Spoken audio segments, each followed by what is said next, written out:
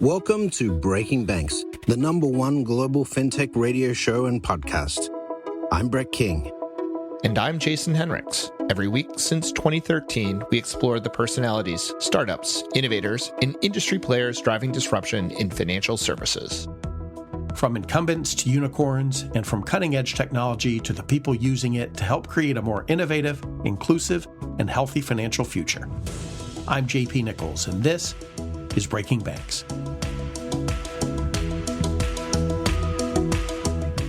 Each year, the TCI Global Conferences bring together experts from around the globe to create progress in the practice of cluster development, regional competitiveness, and innovation support. This year, their 26th annual conference headed to Reykjavik, Iceland, under the theme New Landscapes in Cluster Development, with a focus on sustainable and inclusive ecosystems that foster entrepreneurships, embrace digital technologies, and connect globally. We were there, and today we're going to explore some of those landscapes. Naturally, I wanted to visit Reykjavik's Fintech cluster while we were there, but I also wanted to connect the dots to the innovation taking place in some of the other clusters that are active there: startups, health tech, renewable energy, gaming, and even the ocean cluster, the so-called blue economy. TCI describes the idea of clusters as little hubs of brilliance buzzing with innovation, where intellectual capital and talent thrives and new ideas spark, creating the perfect environment for success. It's a middle school essay writing trope to reduce description of a complex geographic and geopolitical environment to simply a land of contrasts. But it is an apt representation here. After all, Iceland's most famous nickname is the land of fire and ice, due to its combination of glaciers and active volcanoes, one of which started rumbling restlessly while I was there. Our gracious hosts at Business Iceland scheduled a stop for the visiting press to the iconic Blue Lagoon, the famous natural geothermal spa located near Grindavik, just southwest of Reykjavik.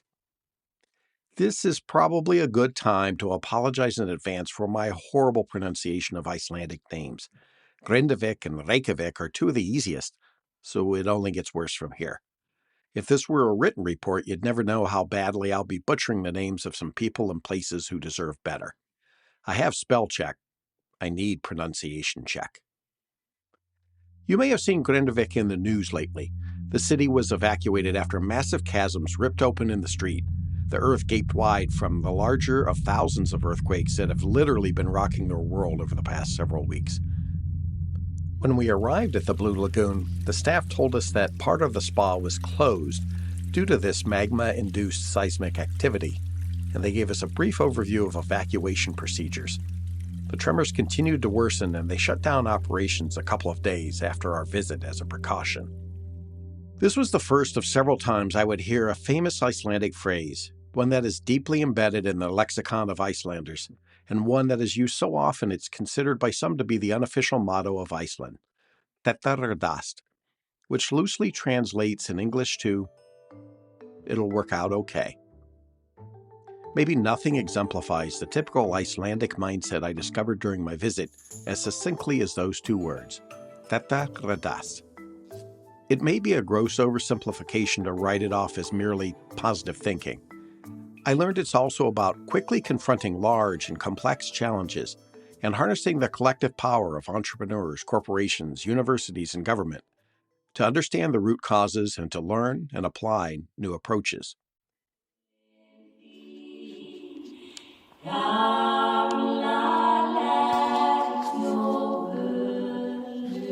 After an ethereal welcome by an Icelandic folk music trio, the TCI Global Conference opened with Áslaug Arna Sigurðardóttir, Iceland's Minister of Higher Education, Science, and Innovation, who shared an anecdote about why innovation has been a cornerstone of life in Iceland.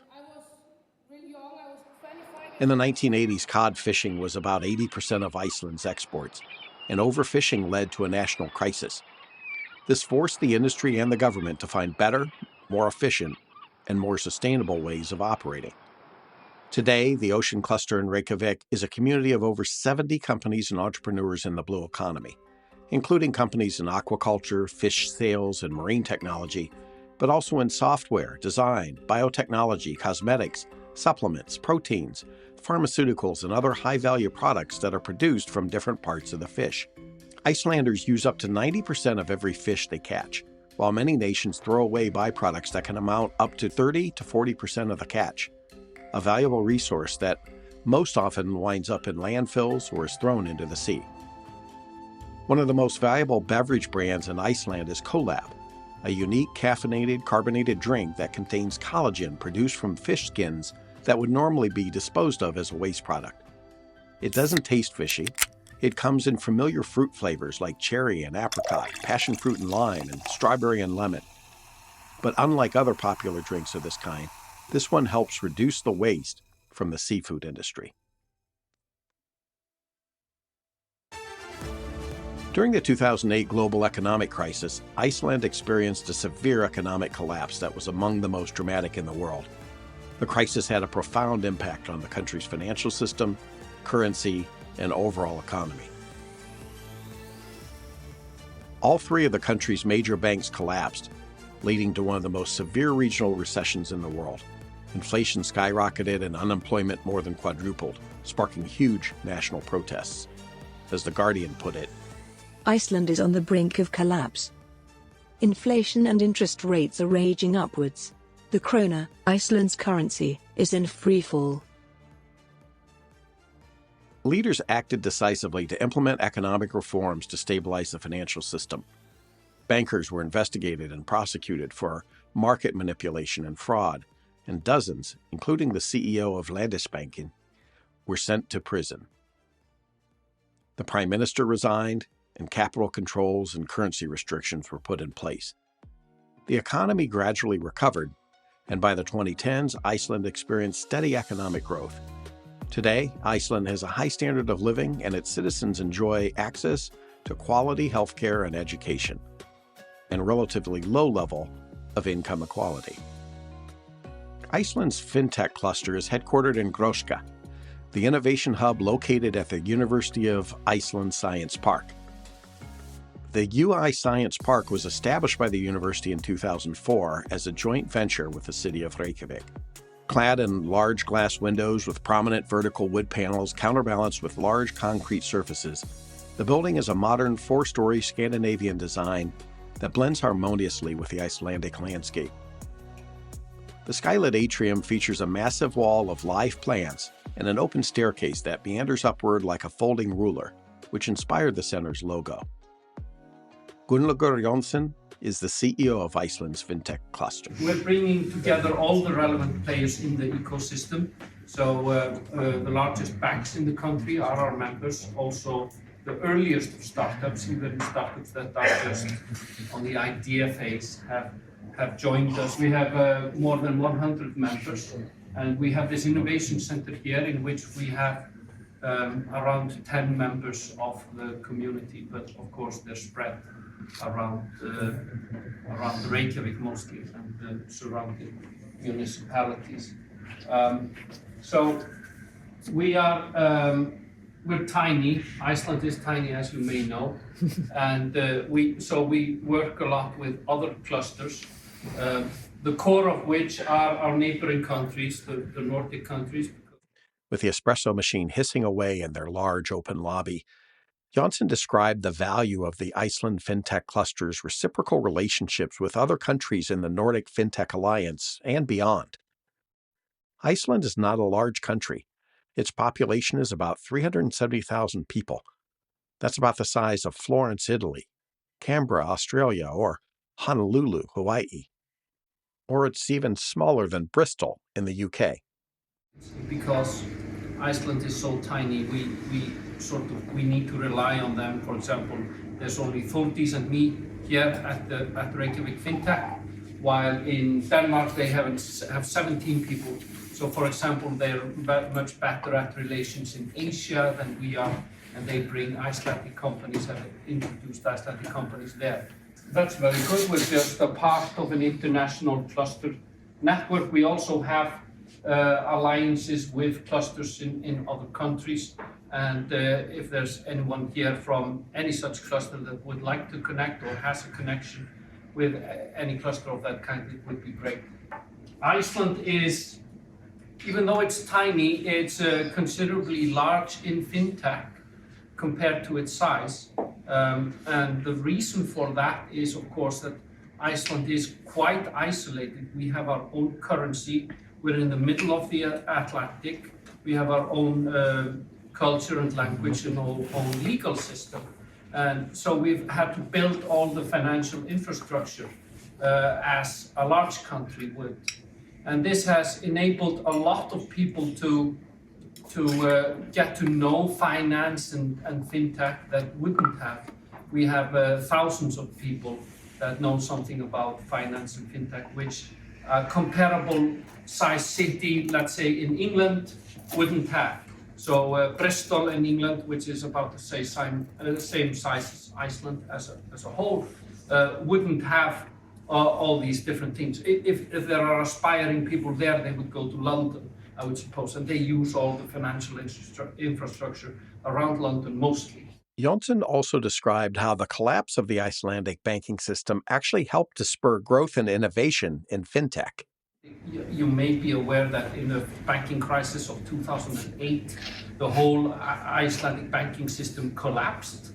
And that was because the Icelandic banks had grown to 12 times GDP around other countries and didn't have a lender of last resort. Banks in other countries did when that crisis hit. But through all of that and through all of that growth outside Iceland, we also have a lot of exposure to finance and fintech. Even been examples where fintech companies have been founded on the basis of that. For example, it was a disastrous deposit scheme that one of the banks had in the Netherlands. Disastrous may even be putting it mildly. IceSave was an online high-yield savings brand started by Landsbanki in 2006 that operated in the UK and the Netherlands. Hundreds of thousands of British and Dutch savers lost deposits worth billions of euros after the bank went bust when Iceland's financial system collapsed in 2008. This led to an international diplomatic crisis between the three countries, which dragged on for years. And that was based on a pretty good technology, an internet bank that was considered very good in the Netherlands. And so they got a lot of customers there. But a group of people, both Dutch and Icelandic, bought that software out of the failed bank, created a company around it, and they're now selling that system and a lot of other core banking systems around the world. Today, fintech thrives in Iceland. On a per capita basis, it's second only to Estonia for VC dollars raised in Europe, and nearly 8 times the European average. We have the fastest growing sector of the Icelandic fintech scene right now, I would say, is blockchain.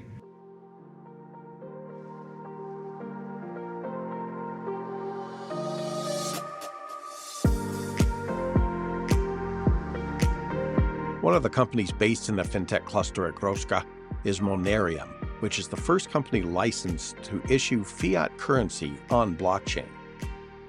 My name is Sven Valfoss. I'm one of the co-founders and the CEO of Monerium, which is the first company authorized to issue fiat on blockchain. It's as in US dollars, as in euros, as in sterling, as in Icelandic krona.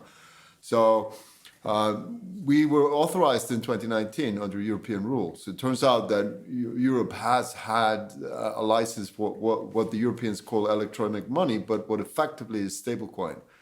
And has had this license since 2000. It's been used by dozens of companies for various purposes, primarily prepaid cards, and then for mobile wallets, and then online services. But we're the first company authorized to issue electronic money, aka fiat stablecoins, on blockchains under European rules. And since the US doesn't have rules for stablecoins, arguably we are the first company in the world to get the proper authorization to issue fiat money on chain. I asked Sven Volfels to explain the advantages of issuing fiat currency on-chain. Is that you get the certainty of having a regulated financial instrument on-chain that is fully interchangeable with bank deposits, fully interchangeable and fungible with cash, and all the consumer protection of any other financial services company. So our fiat on-chain is is the same fiat as you would use when you're transacting with TransferWise or PayPal or Revolut in Europe.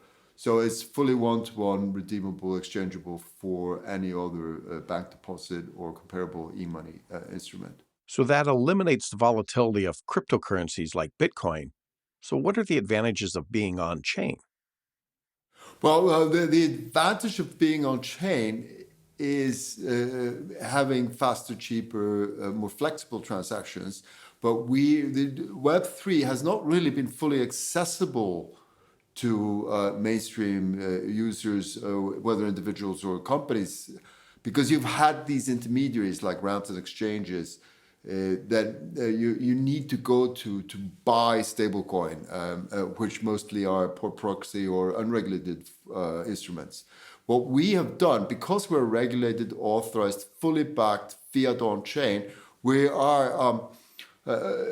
can interconnect with all the basic infrastructure provided by the European payment systems, for example. And what we've done, which is also a first, is that we've integrated the main payment systems of the major currency of Europe, euro, with Web3, meaning that using our services, you can send money from any bank account within the European payment system to a blockchain wallet and back instantly, seamlessly, and we're not charging anything for it. So no gas fees. There's no gas fees, there's no transfer fees, and so you can move your euro from any bank account in Germany, Lithuania, Italy, Belgium, wherever it is. You can send it to what is known in Europe as an IBAN address that we issue. We provide you with what's the European equivalent of a routing number plus a bank account number. Right.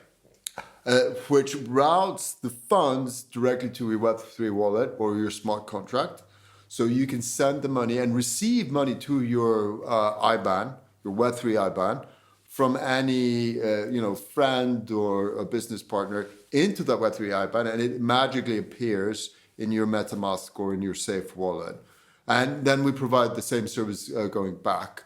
So we seamlessly integrate Web3 with the TradFi banking systems. And that enables all kinds of things to start happening, which otherwise would not be efficient or economical. So we're seeing this service combined with the regulatory certainty that the MiCA regulation in Europe provides is powering all kinds of mainstream use cases that are coming online. One of the use cases that we're powering is a Visa payment card, which allows you to pay at any terminal, Visa terminal, using our Eurozone chain.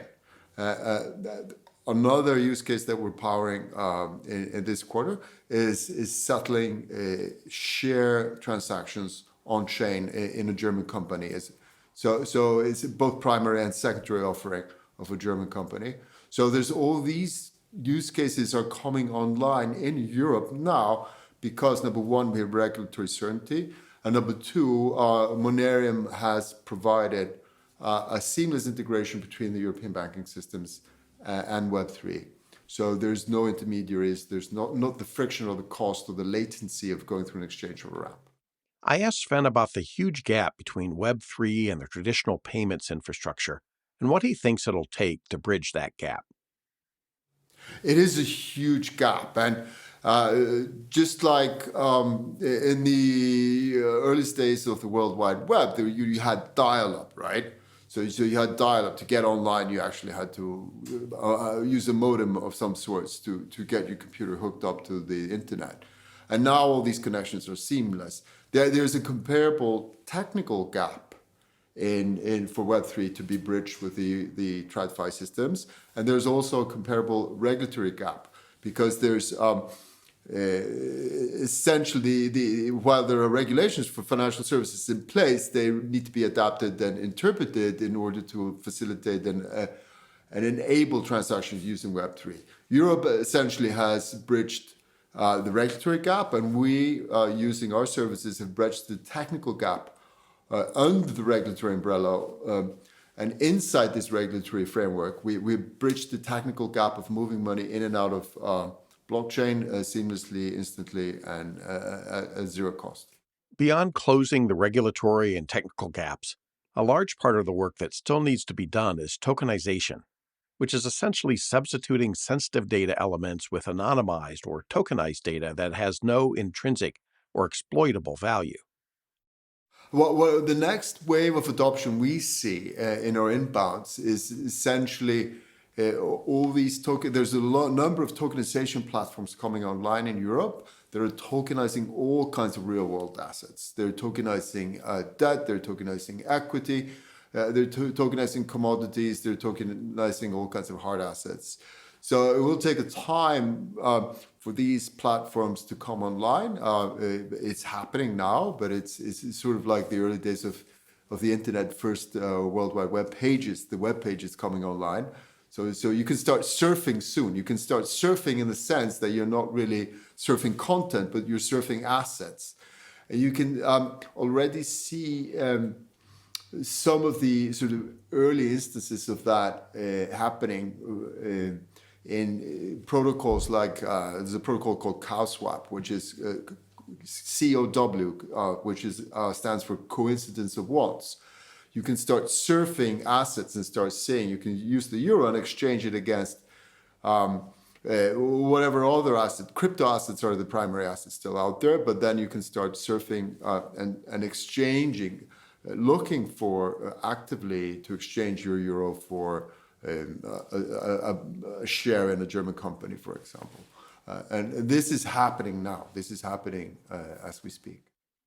Part of the challenge in bridging these gaps is that various parties have to agree on standards. They have to agree on standards. So think about that. Money is a standard in some sense. It's a standard to facilitate the exchange of value across distance and time and between people and companies, right?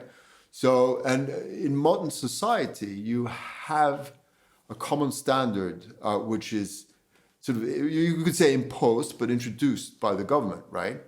And this money standard that in the US is called the US dollar and most of Europe is called the euro, this standard has to be on Web3 to facilitate the exchange of goods and services on Web3. So, and we have provided that key dependency for mainstream economy to take off in Web3. I asked Sven about the crypto scene in Iceland and how it's been evolving over the years. Well, I actually first came across crypto or Bitcoin during a holiday in California, and at the time I was living in London. So I came late to the Icelandic crypto scene. So Iceland, I think the most notable event in Iceland when it comes to crypto is that it's the first nationwide airdrop of a new cryptocurrency, which happened in 2014. So there was a coin called Aurora coin that was dropped on the entire nation. About 10% of the people redeemed it, but most people exchanged it for Bitcoin and sold it. So it never really took off. So that to me is a lesson in how difficult it is to get a new currency going. Currencies are very sticky phenomena. And even in a nation like Iceland, which at the time was still recovering from the 2008 crisis, and had foreign exchange controls and various other, special measures imposed to help restore the financial services here. Even then, it was very difficult to get a new currency to take off. I was also curious about how the systemic relevance of decentralized finance might have been impacted by the global financial crisis, given how broad and deep the pain was felt in Iceland. No, I think Iceland was the epicenter of 2008. Thankfully, the country has recovered since then. But in the context of 2008, what is the relevance, the systemic relevance of blockchains to not just Iceland, but the rest of the world as well, is to provide an alternative way of storing and sending value to the too big to fail financial institutions. So I think Web3 essentially is a fantastic addition to the financial ecosystem. And also institutions such as ourselves, Monerium is an electronic money institution. We are essentially focused on providing just digital cash and nothing else. We don't make any loans. So issuing money on chain is it provides an alternative to our users to hold and store money in ways that's independent of a bank. And legally also, it's really important to note that electronic money institutions, we don't we safeguard funds. The funds that we hold are legally our users' funds, and they're kept separate from our own funds. So it's a safer arrangement in most respects than holding money with a regular bank. Needless to say, Sven is very bullish on Web3 and DeFi as a force for good. Web3 is just about to unfold in a major way. It will be slower than, in many ways, the internet because it's a permission system. Financial services are permissioned, and they need to be permissioned, just like transportation needs to be permissioned and regulated. So, but it's going to be a huge wave of innovation. You can't be bullish enough on DeFi, in my view. Maybe financial crime, money laundering, and fraud will be a thing of the past in a decentralized Web3 world, but somehow I doubt it. They are certainly things of the present, everywhere in the world, and those who are fighting and investigating financial crime have a difficult task of sorting through a massive amount of data from many sources, and it can be challenging and time-consuming to separate signal from noise.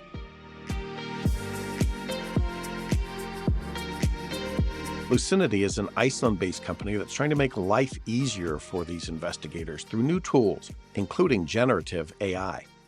Selena Pablo is Lucinity's senior marketing manager. Lucinity was founded in 2018 in November, and back then, all the way up until now, we've been working on a suite of different products. So we have our case management solution, actor intelligence, regulatory reporting, and then also our Lucy Copilot solution. So I can take you through an example of what a day in the life of an analyst looks like, for example. So in an analyst's day, they spend about 6 hours of their day looking into different systems, trying to combine different data sources and understand whether a particular case is a potentially suspicious case of money laundering or whether it's just a false positive. So they receive an overwhelming amount of data, and they're just trying to filter through this and make sense of this data. So what Lucinity does is we provide one solution and one place where an analyst can find all that information, and we paint a picture of the story of that case so that an analyst can determine whether it is suspicious or not. And on top of that, we have the Lucy Copilot solution, which is a newly launched generative AI solution. It is one of the first of its kind out there in this market, and it essentially guides the analyst through the process, helping them make sense of the data and provide greater insights, also automating some of their tasks and helping them with, for example, writing a disposition narrative. And it can essentially take a case review time from 2.5 hours, 3 hours. Some cases take 3 to 4 days to review, all the way down to 30 minutes. Part of what can make the process so challenging and time-consuming is legacy systems. Yes, so one of the biggest challenges is that a lot of financial institutions, especially bigger banks, are leveraging or using legacy systems that they've put in place 20 years ago. And this can consist of very clunky systems that have really bad user experience, or a mix of Excel spreadsheets. And it's really hard for them to let go of these systems because they've invested a lot in these systems as well. There's a lot of processes built into them. We don't require the financial institutions to rip and replace their systems. We then sit on top of their existing technology and augment it with additional insights. So yes, essentially it's being able to take the data that comes out of what they have and enhance it further. The idea is for Lucy, their generative AI copilot, to help bring some consistency and efficiency to the process. I asked Selena for some examples of what that looks like today and how the tools may evolve over time given the current challenges that financial institutions have as they consider implementation of generative AI. What the Lucy Copilot solution does, for example, is when our solution then takes the information and presents it, Lucy then enhances it. So I can give you some examples. One is if you have a junior analyst investigating a case and they want to understand, for example, what rapid movement of funds is, they can ask Lucy what it is, and Lucy will explain rapid movement of funds as well as the company's procedures for how to further investigate it, as well as a suggestion of the next steps. And so this helps bridge the different skills that analysts may have, because several different people might receive a case with the exact same information and go through different processes and procedures to investigate it further. And so we help standardize that process. Another practical example is writing a disposition narrative summarizing your decision of why you've decided to further investigate a case or mark it as a false positive. And so, who really likes writing these narratives? It's like writing an essay in university, for example. And so this can often take a very long time. And what Lucy does is it then generates this disposition narrative based on the information that it's gathered. But the human is always in control of the process and can edit the narrative as well as is required to review it. So our solution is modular, and financial institutions can decide what they would like to incorporate based on their needs and also what features within each module they would like to leverage. So different companies might want to, for example, use our rule builder if they're just doing their financial crime investigation using rules, whereas others might be more comfortable leveraging AI. And with the Lucy Copilot, at its launch, we launched it with 27 skills of things that it could do to help improve the lives of analysts. And we are working on always adding to this database of skills. And by the end of next year, we hope to have over 100 skills. One thing that Lucinity is looking into is the ability to summarize documents, for example. So taking a look at an annual report and asking Lucy questions about the annual report and pulling information from it, and then Lucy being able to attribute the source of that. So one big challenge with generative AI is actually around the attribution of it and the reliability of generative AI in terms of how did ChatGPT come up with this answer? Where did it come from? Mm-hmm. And that is a challenge with financial institutions, and it's one of the biggest roadblocks that prevent financial institutions from implementing it, because when it comes to the regulators and auditing their processes, how do they know that their processes are robust and that a human has actually gone through the due diligence to make sure that the information is accurate? So they don't want a black box. Yes, exactly. So I think that one of the keys to implementing it is the ability for generative AI to explain how it came up with its answer and where its answer came from. Financial crime is a global problem, but Lucidity thinks its base in Iceland can help them connect the dots. There could be huge benefits from increasing collaboration across multiple institutions and multiple governments, and early tests seem to bear that out. Yes, so in Iceland, we are serving over 30% of the market. So we have a lot of the major banks here, and our goal is to start off with actually Iceland being one of the safest financial systems in the world. Most of our customers are within Europe and North America, and we're within Europe. For example, one of our customers is Currency Cloud. They're a Visa solution. They use Lucinity's Actor Intelligence and Case Manager, and Paleo uses Lucinity's whole suite. Within the US, there are also tier 1 banks that we work with. And since we launched Lucy, the response has been just overwhelming. We are gaining so much more traction and visibility from large banks and financial institutions. So the way that the financial crime prevention currently works typically is that it is within a single institution, which is actually a really huge problem in the industry, because it is much more difficult to actually track down the financial crime. And what the power of financial crime prevention is really harnessed when you're looking at it across institutions and across borders. So Lucinity has actually recently collaborated with the Bank of International Settlements, the Nordic Innovation Hub, on a project called Project Aurora, wherein we tested different privacy-enhancing technologies in order to see if we could analyze the data across institutions and borders without sharing sensitive information. It was a big success, so we launched a proof of concept and we tested different methodologies to see if it was more effective to fight financial crime across institution and across borders. And it definitely is more effective. The results were really clear, and there is tangible use of these different approaches. But the thing is that we require collaboration from different institutions. Like, it's not just that we can deploy this across different banks and fintechs. We really need collaboration from government, law enforcement, and financial institutions to make this happen. As with any kind of AI use case, more data and more diverse data sources help to improve outcomes.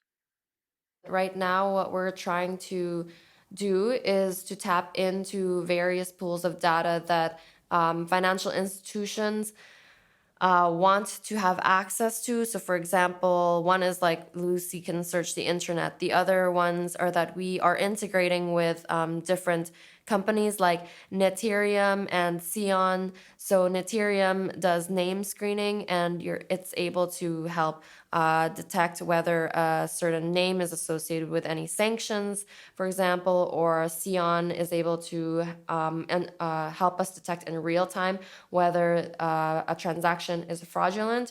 And so with Lucy, you're able to tap into all these different systems and pools of data and then come up with a more comprehensive response. Well, could Iceland, this tiny country about the size of Kentucky out in the middle of the North Atlantic, actually become the global center for using data to prevent money laundering and financial crime around the world?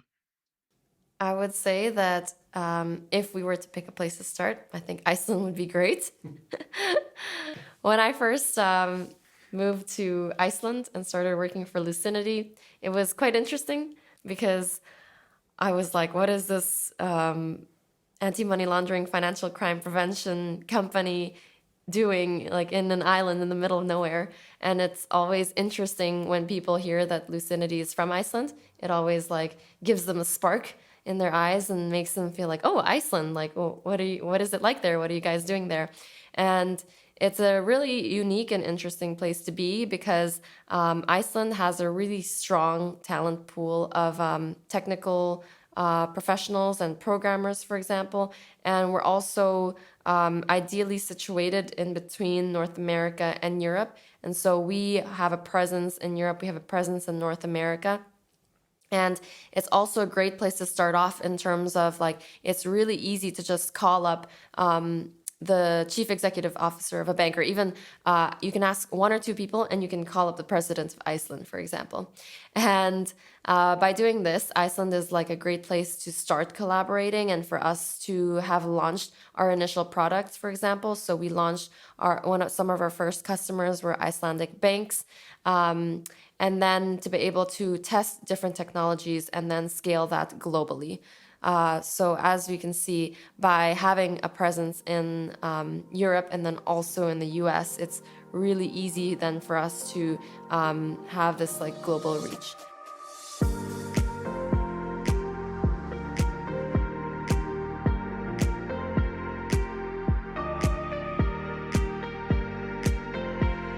Iceland is a land of diverse landscapes: waterfalls, hot springs, glaciers, geysers, black sand beaches. Diverse seasonality, with the midnight sun in the summer contrasting with the polar nights when the sun barely rises above the horizon. During my visit in early November, I was surprised that sunrise was not until 9:30 a.m. But that's life at 66 degrees north. And yes, I did get to see the northern lights. They were amazing. Diversity is a way of life in Iceland. The country is ranked the #1 most LGBT-friendly country in the world based on rights, laws, and freedoms, as well as public attitudes. And for the 14th year in a row, it again ranks #1 in the World Economic Forum's annual Global Gender Gap Report. having closed more than 91% of the gender gap, compared to a global average of just under 69%, and compared to 75% for the US, which ranks 43rd. Men and women are nearly at parity when it comes to educational attainment, and women in Iceland have a high rate of political participation. Over 40% of ministerial and parliamentary positions in the country are held by women. In 1980, it was the first country in the world to elect a female president, and there has been a female head of state for 25 of the last 50 years. Iceland is one of only 2 countries where women have held the highest political office for more years than men, the other being Bangladesh. Despite all this, a gender pay gap stubbornly persists. 90% of Icelandic women, including the Prime Minister, participated in a one-day strike in October to protest the gaps, along with gender-based violence, and to call attention to the unpaid work that often falls on women, such as childcare.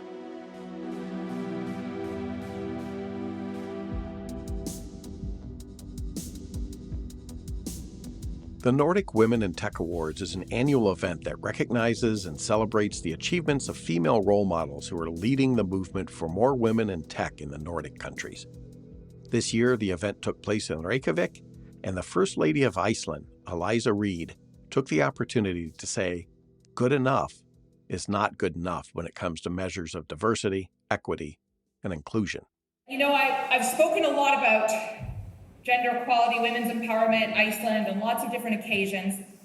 People always say, what can we do better? And it's always those 3 things that I mentioned, you know, gender-based violence, diversity, private sector investment. But I've now decided recently that there's another thing that we need to be looking at here in Iceland at least, and I suspect a lot in the Nordic countries. And that's what I call the inertia of good enough.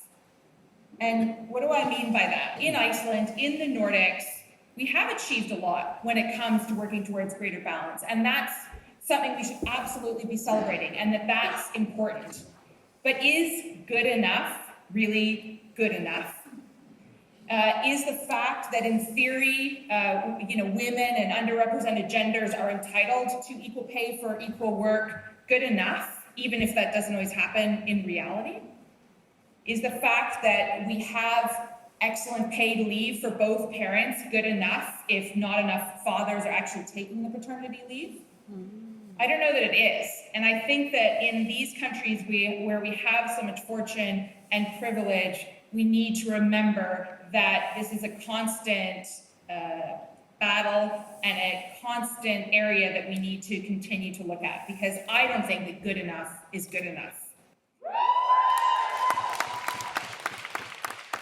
Reid was born in Ottawa, Canada, and moved to Iceland in 2003. I say that especially as a proud Icelander of foreign origin who speaks Icelandic with accents and makes many an embarrassing mistake in the language, but knowing that that does not mean I have something less important to say.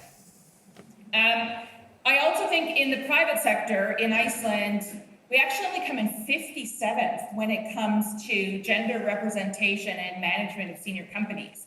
I think that that's something we're probably far behind our Nordic friends in, but it's also very important to be talking about who is controlling the money and the pocketbooks and the innovation and the development. And that's why this sort of event is so important when we're talking about the tech scene and making sure that we're getting a diverse range of ideas and solutions, making sure that it's women who are doing investing and that women-led companies and diverse groups are being invested in. Despite good enough not being good enough, Iceland is well positioned to build on its leadership role. For the second time in 3 days, we heard again from the ubiquitous Áslaug Anna Sigurðardóttir, Iceland's Minister of Higher Education, Science, and Innovation. She was previously the youngest female minister appointed in Iceland's history and the youngest minister of justice ever appointed in world history. She talked about both the risks and the opportunities of technology in driving better outcomes in equity and inclusion.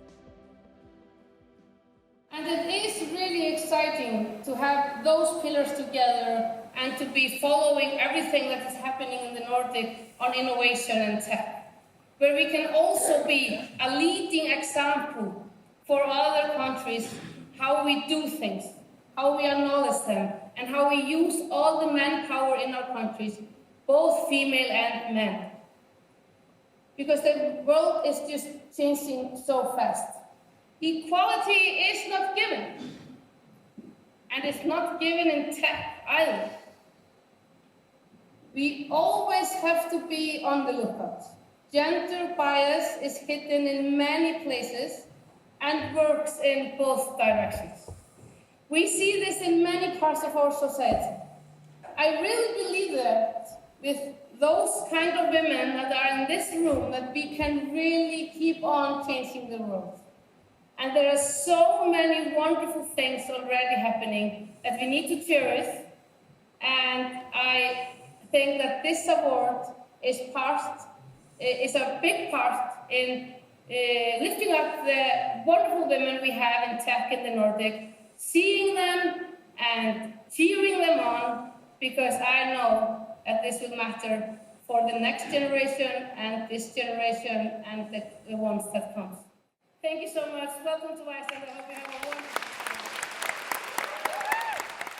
In fact, technology itself may be part of the solution.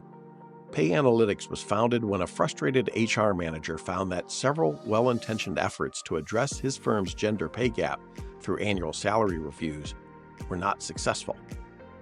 Pay Analytics is a suite of compensation analytics tools focused on helping companies better measure their pay gaps and better measure the tactics that actually work.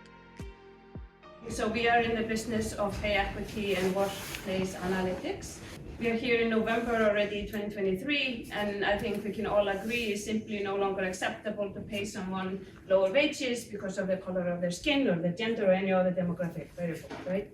However, importantly, good intentions won't fix demographic pay gaps. So in fact, Pay Analytics was founded when an organization had measured an 8% pay gap. So what do I mean by 8% equal pay gap? It means after accounting for the job role and the skills and the knowledge and the performance, a woman within that organization could expect to be paid 8% less than a similarly situated man. So obviously everybody was outraged, right? 8% is huge.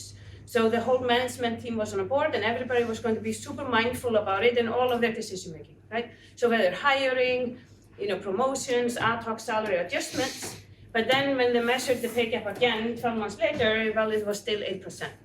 So it became very clear that we don't close these demographic pay gaps with good intentions alone. So what we have done, we have built a cloud platform.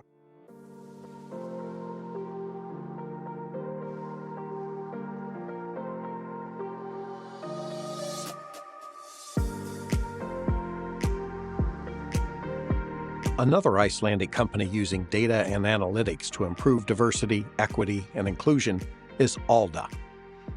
Sigyn Jónsdóttir is the company's CTO. I'm Sigyn Jónsdóttir, and I'm the CTO and co-founder of Alda. My background is mainly in management science and engineering. I'm a software engineer, and I'm also really obsessed with biases in AI right now. Alda is a DEI startup. We're just released 2 months ago a DEI SaaS solution for organizations worldwide. And we are really here to change the scenery of DEI solutions by creating this not only a short-term but a long-term strategy in DEI. I asked Sigyn how Alda compared to Pay Analytics. So we're not in the same space as they are. Okay. And they do this amazing pay gap analysis. Yes. And values of jobs and all of that, and help companies close their pay gap. And we decided that was a space, a crowded space, and really great companies working there. So our focus is always culture and DEI on that term, yeah. We come from the consulting industry. So we used to be DEI consultants and just in-person consulting. So we did DEI and management consulting for organizations in Iceland. And we really felt that we didn't have, or organizations didn't have the data needed on inclusion and experiences to really measure DEI. And there was no platform to gather the data, and we really had to create the metrics ourselves. So we wanted to like create this platform that does that for you. And we really saw that DEI is just something that everyone wants to do better and improve and have covered. So the need was to digitalize it. The need was to create something scalable, more scalable than the consulting, exactly. And we wanted to go global with this, like you said, like standing on the shoulders of the Icelandic ways of reaching equality. Transitioning from a consulting company to a software company has been a lot of hard work, but clearly it's a labor of love.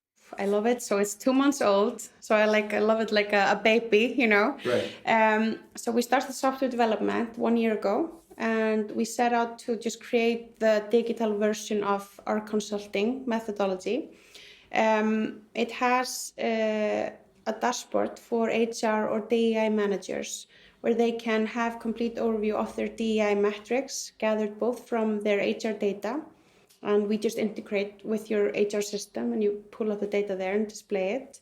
And then we have this inclusion survey to measure how people feel at work and if there is a difference between which groups you belong to in the scale of inclusion. And we are always doing that. We're always trying to identify if the experience of people in the workplace is different depending on who they are. And then we have like a detailed action plan for you. Once we have the status completely analyzed, what to do and how to improve and where to go. So you set goals within the platform, and then we have an AI-driven action plan tailored for you on how to reach those goals. And we are also a production company, so we release micro-learning courses for both managers and employees on DEI topics.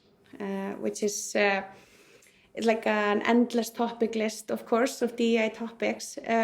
But we're trying to take our consulting experience and we use humor and games and empathy creating exercises to get everyone to the table and bring people into the empowerment of wanting to know more and liking learning about DEI.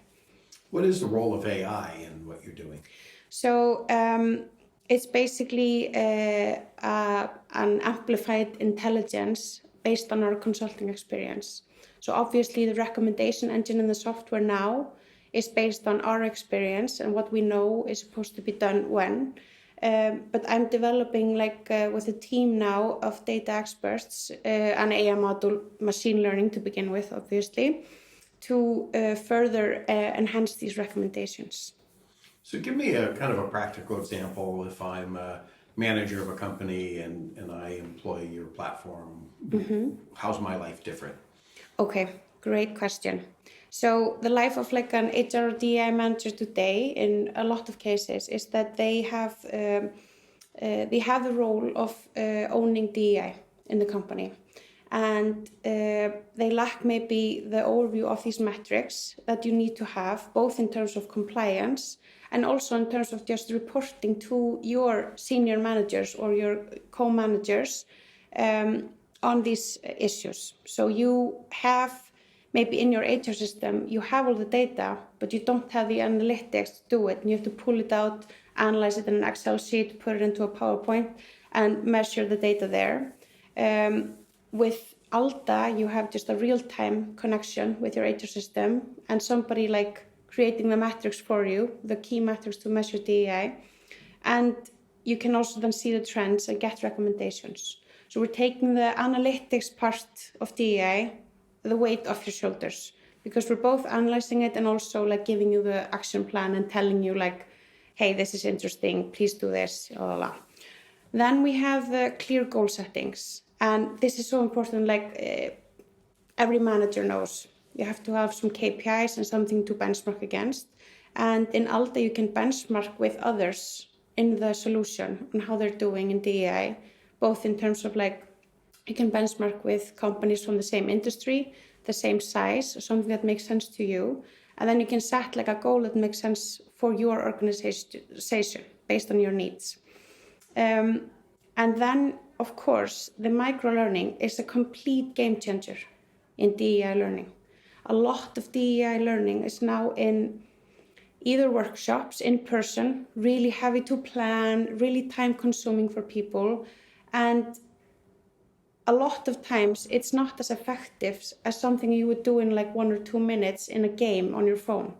So you have like the time saving there and just the like organizing and everything, get rid of that and you have something always ongoing in DEI learning. Also, I must say a lot of like DEI topics and learning courses can be a bit like heavy.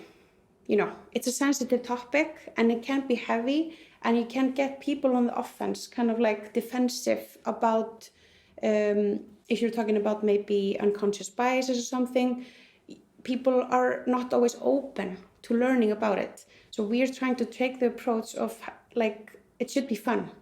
DEI should be fun. It should be work that you love doing. And it should be topics that you would love to know more about. And we want to create this like fun and rewarding experience for employees in that. Why did you start the company? So me and my co-founder, Þórey, we started the company, of course, because of our passion for DEI. But we also just want to make a great business. And we just want to share this method with the world. So yeah, I think that's the short answer, but I can also give you I'm just going to say, like, it's just, we were in desperate need of a solution like this. It didn't exist, so you had to build it. Yeah, exactly. Well, where are you in terms of roadmap and traction, funding? Like, where's the company today? So we got our pre-seed funding 18 months ago. It was 2.2 million euros from VCs and angels. And we just opened like a seed round a month ago, which we will probably close now in Q1 2024. We launched the product, it went live 2 months ago after like 1 year in development. That we really like hit all our milestones in that development process because we have an amazing team. I'm just like, I can't say it often enough, like how grateful I am for the team.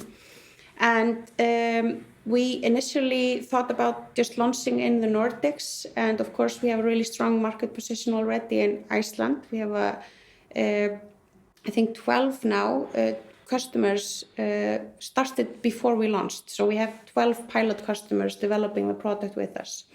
And yeah, we're set out for the Nordics and Europe, but we have also quite like early and quite unexpectedly gotten attention from US companies. So we've been getting a lot of requests already. So, is that in the plans or was that a surprise? Well, in the future, obviously. So it came maybe earlier than we expected.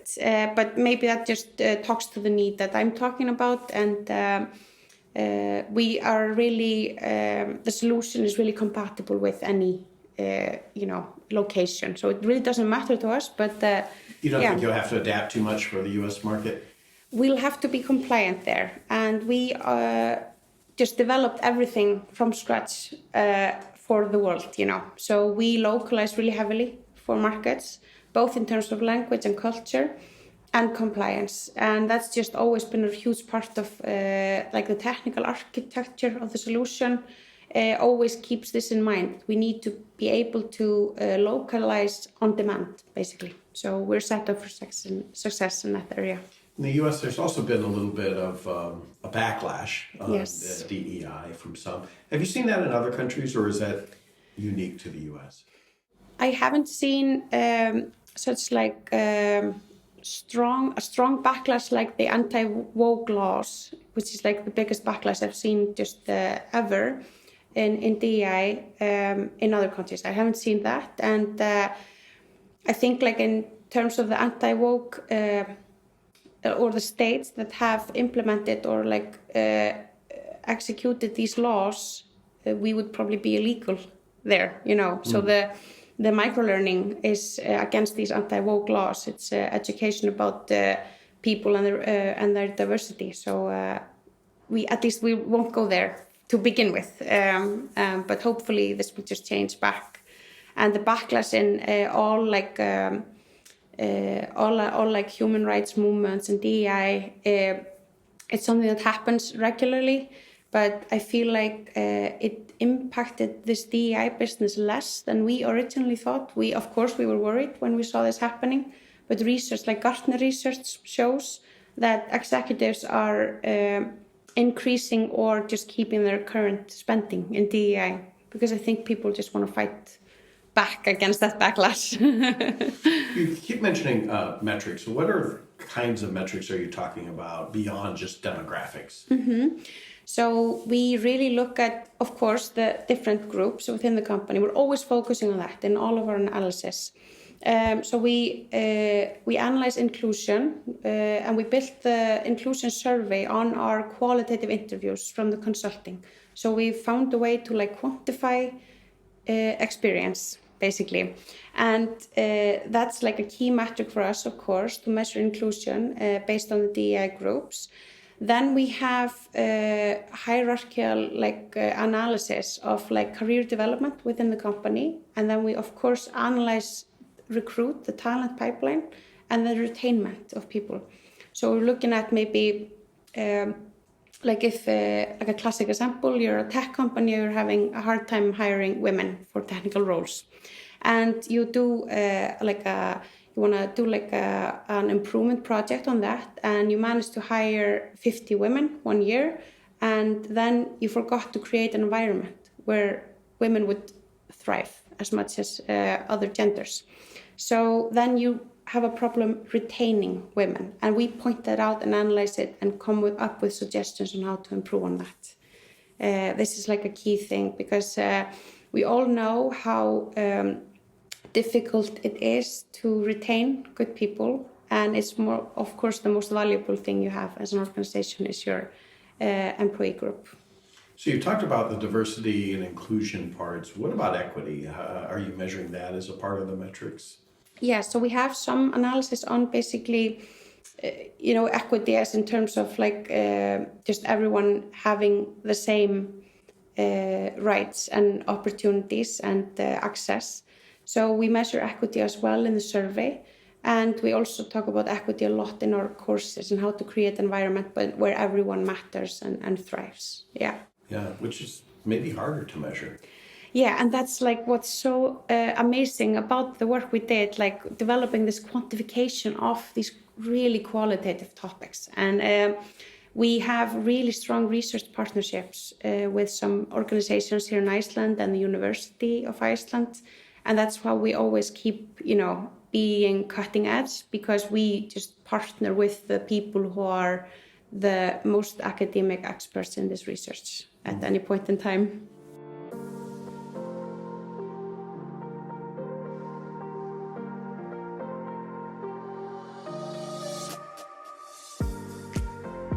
I wanted to hear from some of the women controlling the purse strings and making the investments that First Lady Eliza Reid talked about.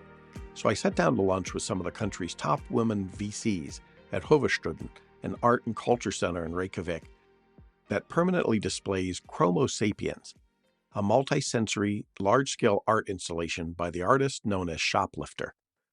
The immersive walk-in installation consists of 3 caves made from Shoplifter's signature material, vibrantly multicolored synthetic hair extensions, and filled with soundscapes from the Icelandic band Hum. The intent of the experience is for visitors to walk in as Homo sapiens and walk out as Chromo Sapiens. Over a smorgasbord of small plates and a few cans of collab, a dozen or so VCs and entrepreneurs talked about the tech landscape in Iceland and the Nordics. We talked about technology and innovation and fintech, DevOps and renewable energy, and more than once the conversation turned to health tech. So when I'm investing myself, I mainly, but not solely, invest in healthcare and health tech companies. But I'm also chairman of the board of a VC fund, or actually 2 VC funds. And one health tech company in particular. Then we have Kerecis. Have you heard about the company called Kerecis? Kerecis, which in July became the first company in Iceland to be valued over $1 billion, Iceland's first unicorn, when it signed an agreement with a Danish company to be acquired for up to $1.3 billion. Kerecis is a medical wound care company which develops products from fish skin that was a byproduct from the fishing industry that used to be disposed of, and is now used to protect and regenerate human wounds and heal damaged tissue. So, healthtech meets the blue economy. Intact fish skin is being used for the management of chronic wounds such as diabetic wounds, pressure ulcers, vascular ulcers, draining wounds, trauma wounds, and surgical wounds. Because there's no known viral transfer risk between North Atlantic cod and humans, the Kerecis patented fish skin is only gently processed and retains its similarity to human skin, unlike mammal-based skin. Another company that came up more than once in the discussion was Prescribe, which is taking a novel approach to curbing opioid addiction. We're really looking at the problem from one angle, and there's another angle, a big angle, that we haven't spoken about as much, and that's what leads up to people getting addicted. So there are several ways how people end up with addiction. Prescribe was started by Kjartan Thorsen, a physician who dealt with the challenges of opioid dependency and addiction firsthand, often writing 30 prescriptions a week, knowing that statistically, 1 in 10 of his patients would end up developing an addiction. It's not exactly fintech. Okay, it's not really fintech at all, but it's a huge problem, and they're taking an innovative yet practical approach to solving it. If you want to hear more, you can listen to the entire interview on the Futurist podcast right here on Provoke.fm or anywhere you get your podcasts. During my week on this tiny island in the middle of the North Atlantic, I talked to people from fintech and other industries, and the theme that kept coming up over and over again was that of building bridges, bridging gaps between established companies and startups, between industries, between cultures, countries, and continents, building bridges and connecting dots. And that's really what fintech has become, the connective tissue that connects us all in an increasingly interconnected world. I also grew increasingly convinced that, one way or another, it will all work out okay. Detta bradast. Thanks to everyone who made time to talk with me. Thanks to Finn Partners for the kind invitation to Iceland. And thanks most of all to our gracious and generous hosts from Business Iceland for arranging the interviews, the tours, and countless little details, including driving me to the local soccer club, Natsbjörnfélag Reykjavik, to make sure I didn't leave town without a jersey to add to my collection. And that's not to mention all of the delicious Icelandic food and drink. Skål.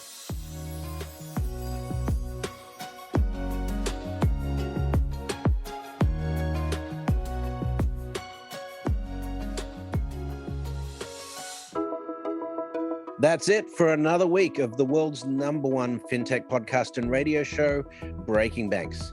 This episode was produced by our US-based production team, including producer Lisbeth Severance, audio engineer Kevin Hersham, with social media support from Carlo Navarra and Sylvie Johnson.